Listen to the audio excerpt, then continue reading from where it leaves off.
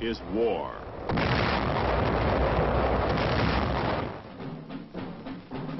War and its masses. War and its men.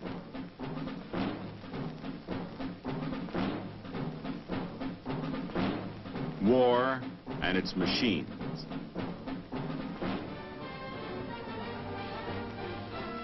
Together they form the big picture.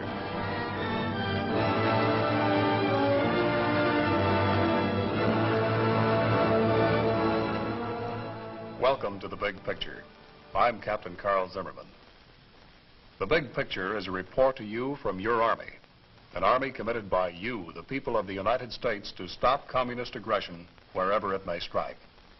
The Big Picture, during the next 13 weeks, will trace the course of events in the Korean campaign, with first-hand reports from our combat veterans and film taken by combat cameramen of the Army Signal Corps. These are the men who daily record on film the big picture as it happens, where it happens. Today, the Big Picture brings into focus the first 40 days in Korea. It was the beginning of the fighting there, when every ridge was a heartbreak ridge.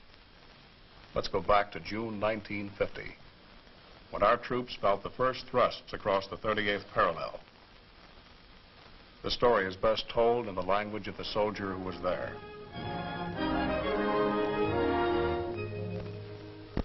This story is hard to tell, painful, because our outfit was in training a few weeks ago. Some of the boys who were with us aren't around anymore. They were good men. Good soldiers. They had learned to fight, and they had the guts for fighting. But when it came, it was like a sock on the back of the head. Korea started rough. The first 40 days were a battle for time, with a handful of men against an army. Yes, they were good men, good soldiers. And no story of the Korean War can be told without saying first how well they fought. Against great odds.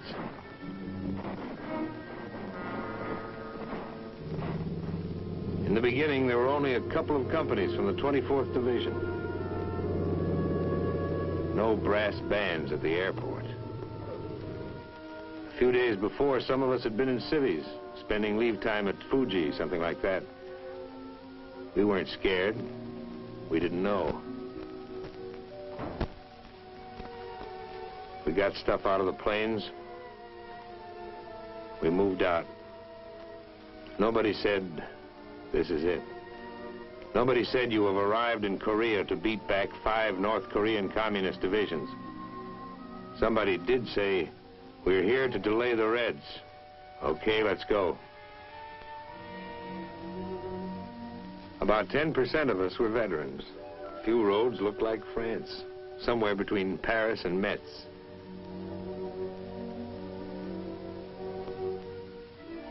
Mostly the soldiers were young, no battle experience. They smiled a lot. They made the whole lot of us look like good-natured Yanks, glad to see a new town. Now, some of these boys enlisted to travel, but whoever sees travel posters about Korea, relax, come to the land of the morning calm.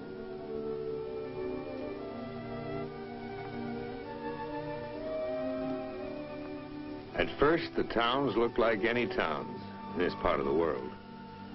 And the South Korean troops like any soldiers. You know, they worry about the same things and get tired. I mean, tired. We all wanted to ask, what was it like up there?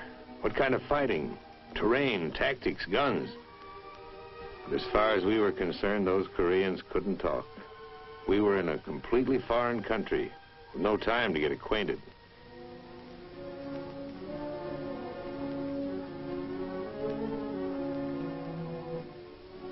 They emptied a town, hardly a thing left.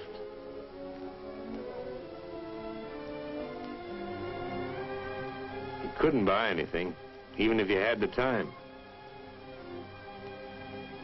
which we didn't have. There are two ways of getting to know the terrain: walking over it and feeling how it was underneath.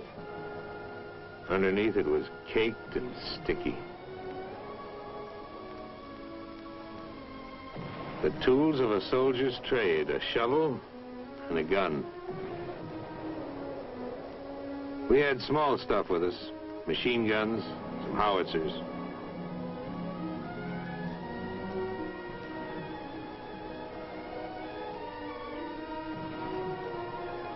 It was hard to believe.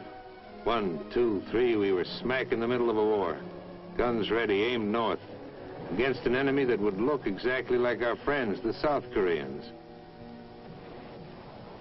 These troops had seen action. They didn't have to speak. Their clothes spoke. Their shoes spoke. Their eyes spoke. We got set. Like I said, when it came, it was fast and it was all around us. They threw everything at us. We answered. We went ahead. It was like D-Day, with no warning. Those kids, they became veterans overnight. Tough, hard, nervy.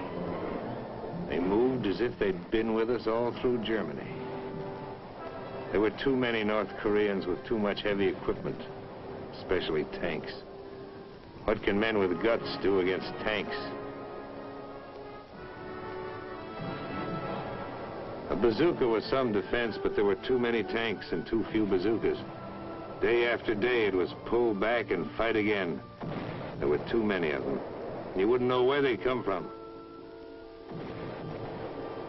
The rice paddies would lie quiet. We'd hide in the shadows, trying to look like a hut or a cornfield or a rice paddy. Concealment was one of our weapons. There were too many of them. The boys pulled back, tired as dogs. Because whenever they'd meet the Reds head-on, the Reds had enough men to fight us on the front and on our flanks, too. We knew it, and it was hard to face. We were hurting.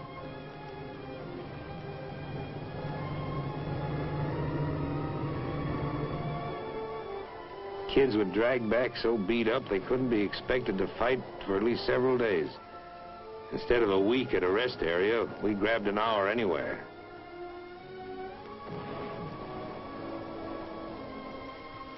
Took a shower. Sat down. Lay down. Seemed like the greatest pleasure in life was to give the feet a chance to breathe. We fell back to new positions. If you looked around at some of the foxholes, you could see a deep respect for those red mortars. Very deep.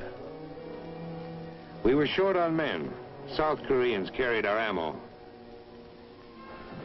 But we didn't know what some of the others were carrying. Turned out that many of the silent refugees filing along the South Korean roads were North Korean communists in disguise. They'd sneak through our lines and fight us from behind. We caught some, but infiltration caused plenty of casualties. We were going to watch the refugees more carefully from now on. This was a big police job in Korea, the biggest. The attack was full-sized, had to be stopped. The United States Army, a small part of it, was here to help. There'd be men in other uniforms fighting with us soon. The whole world had seen this. Knew what the score was. Up near the guns, the score was against the enemy. They were losing points, losing time.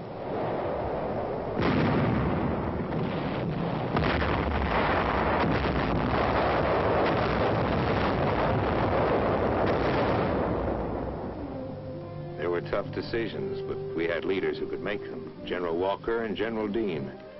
Yes, our outfits were winning. They were holding back the enemy until help could arrive. We didn't feel it yet, but reinforcements were on the way.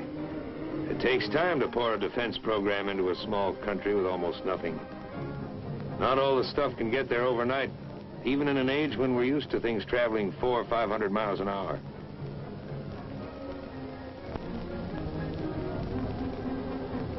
Oh, we needed tanks and jeeps soon. If some of the boys at the front could have heard the winches grind at the port, that would have been sweet music. And if something, television maybe, could have shown us the soldiers who were going to fight with us soon, maybe it would have been easier. As it was, the outfits in the foxholes needed every half-track and howitzer and tank they could get, and more, and the men to go with them.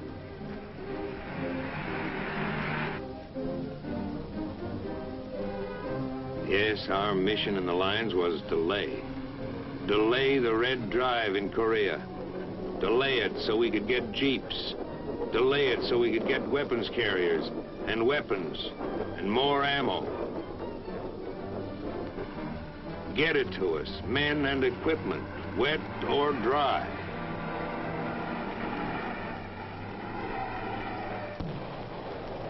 Because it was still rough going for us. And it would stay that way for months, maybe longer, until enough men would be in Korea to strike back. Yes, it was Operation Delay.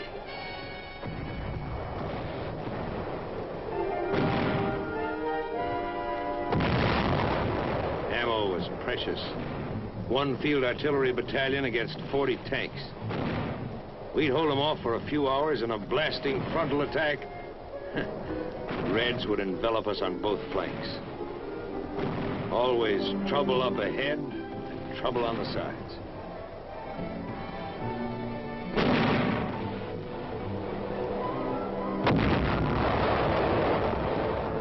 We drew back south of the Kum River, burned our bridges behind us.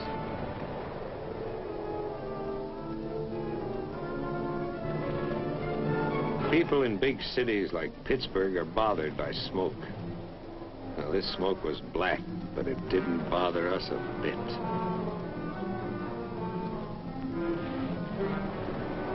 Yes, smoke can look good when it's where you want it.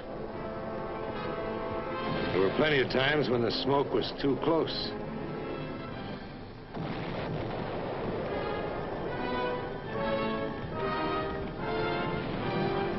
Got in your eyes, so you couldn't see anything. You can take a lot, but when your buddies get hit, it hits you inside. Nobody says much, just so-and-so got it. Or so-and-so has been evacuated, he'll be okay. Or so-and-so's been evacuated. Back of us, units from the 25th Infantry Division and the 1st Cavalry Division were unloading now, with baggage. All of it first class, urgent. The tanks were light jobs. They sped north where they were most needed. Smaller than the Russian monsters, but still a wonderful sight. Nothing was too good for a tank in this territory. Boys treated them like babies. They went over them from top to bottom, called them pet names. They cleaned them up better than for inspection. That's cleaning. Their tanks had heavier armor. In a duel, that was their advantage. But our advantage was some fine sharpshooters.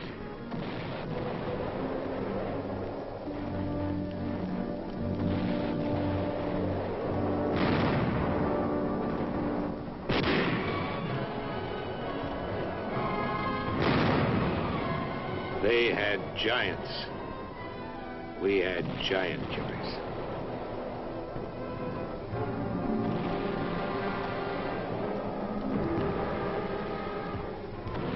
Tejan was the worst. Ask anyone where he felt it the worst, and maybe you'll hear a few other names, because it was bad all over. But most guys will say Tejan.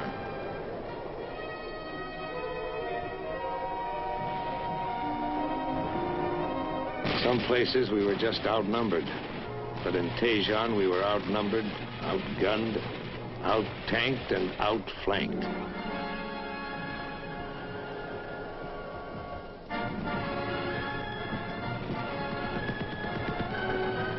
We pushed out, trying to poke a hole in their lines. No go. We tried another direction. But at the end of every road leading out of Daejeon, there were thousands of North Korean troops. Plenty of T-34 tanks. It got kind of confusing. There was one hot day, 100 degrees, where we just sat. There was no place to go. It was war, not the way it is in the movies. We were all tired, including General Dean. Flank attacks had cut every escape route. We gassed up, ready for a move. We were supposed to hold this hot town for 2 days. We held it for 3. It was get out or be trapped in Daejeon. We got out. We fought our way out. General Dean stayed behind. He may still be there.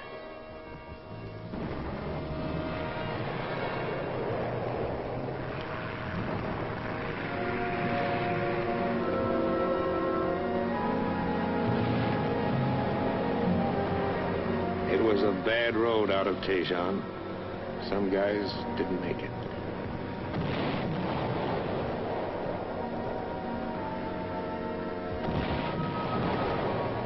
Daejeon was burning. A dead town.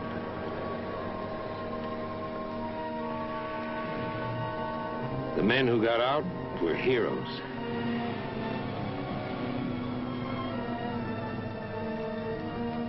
The men who didn't get out they were heroes.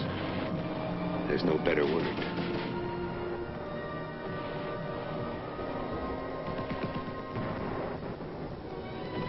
By this time, the new outfits were in the lines.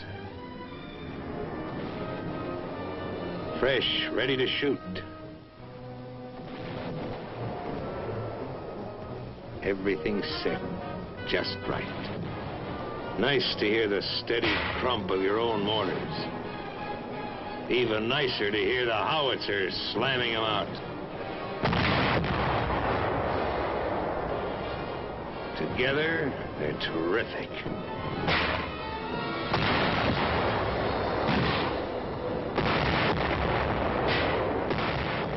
Our morale went up 5,000%. We had some pressure now. We turned it on and forced a victory. At a time like this, frontline chow tasted better than pheasant under glass.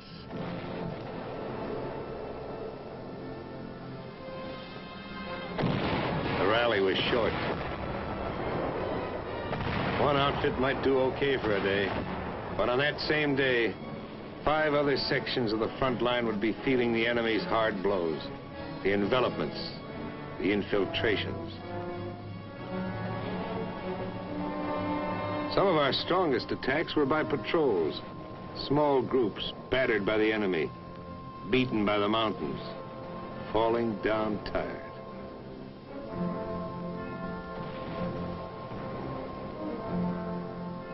After climbing over half a dozen mountains, it made you more tired just to look at them. Felt like the bear who went over the mountain and saw another mountain. Getting anywhere in Korea was back-breaking work. You did it the Korean way, slowly. You were the bulldozer. No push-pull, click-click up here to throw a bridge across a stream in 4 or 5 hours. Every rock added up. Even the little ones. You worked 2-3 days to put an outfit on the other side of a stream.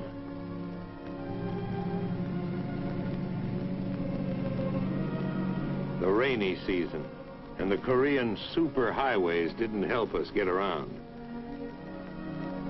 Wherever we went, we built our way. It was no good having any drag with the engineers. They had their own troubles. You were the engineers. In this battle, you did everything. Build, fight, hold, pull back, and destroy. Whenever we were about to leave a place, we planted it carefully. TNT. Planted it not deep, just deep enough so it would come up the way we wanted it to. The better you plant it, the better it comes up. A second story job. This kind of gardening went on quite frequently. Very relaxing work. We were going to stall them up and down the whole front. And someday there'd be a turnabout that would pay those North Koreans off for what we'd been taking. And then we might have to put back all these bridges. We slowed them, but we couldn't stop them. Fighting is fighting, always rough. But it's rougher when you're forced to pull back. We gave them ground, they gave us time. We used every barrier, every river to make a stand. It was the best way of saving men.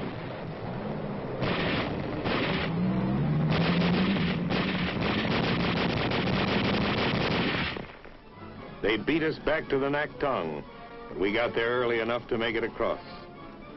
The Naktong was a pretty useful river. No king ever had a moat around his castle so wide and protecting. It felt like a new division was in the lines.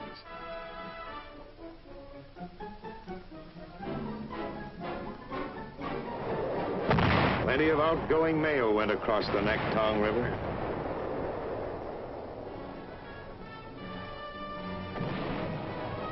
If you've seen combat, you know what it is to have a line, a place to fight from. Well, for the first time in this Korean business, we had something we could call a line.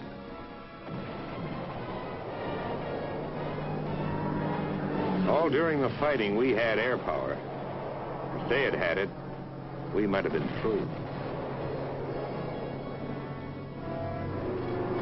Air power did plenty of damage to everything the enemy had and wanted to bring up. Those guys flew so low, they should have had bayonets on their propellers.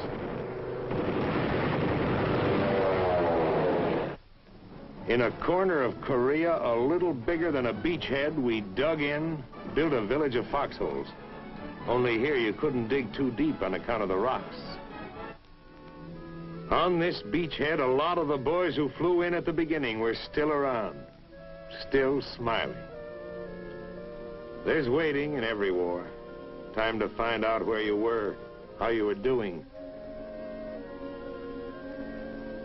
We faced the enemy. We faced ourselves. Our enemies were fanatics. We were believers in one faith, that men can live together peacefully, thinking, feeling, worshiping, each in his own way.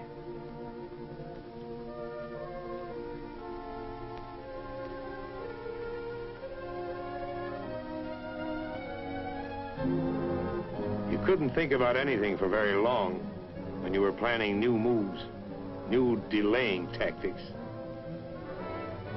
We pulled down the bridges.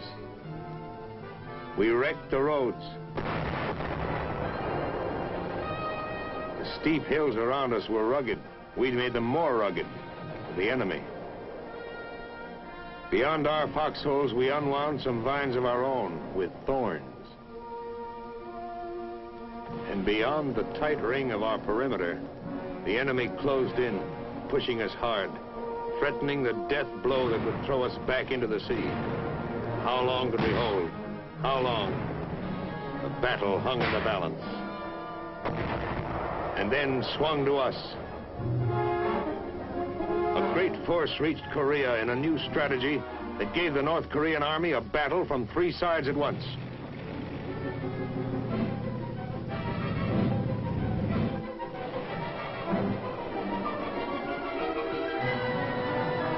Replacements, new units, lively, ready for business. They stole along the hills.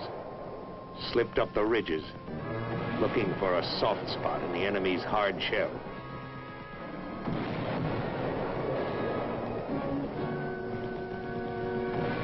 We gave it to them steady, all up and down the line, all at once. The air dusty, smoky. This was what we used to get when we first hit Korea. Victory never comes easily. You have to be in a fight to see how tough it is. See how in an attack, guys stumble back, needing others to look after them. Always plenty of trouble. It takes men and machines to knock out a strong enemy. And as you go forward, you can expect to lose some of those who start out with you. Yes, some went back, their feet heavy, their steps slow. Kids who became men. Men whose hollow-faced look showed that they'd been in the lines too long.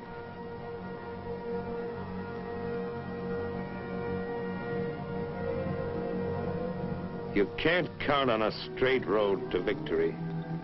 Sometimes it winds, goes down, goes up. Sometimes you're forced to detour. You could pick out the new troops. They walked different. Another outfit. But once over, they were like the fellas in our outfit when we landed. The same smiling Yanks, making the best of everything. And a little better than that. We battled for time in Korea, and won. We had the right men. Good men. Good soldiers.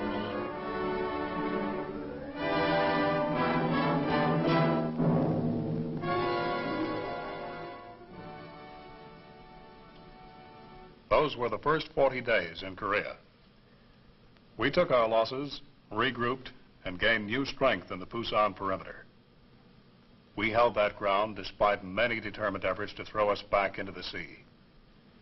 Those North Koreans were yet to feel the strength of the 8th Army, an army that proved to be the greatest the world has yet seen. Next week, the big picture will show the turning of the tide.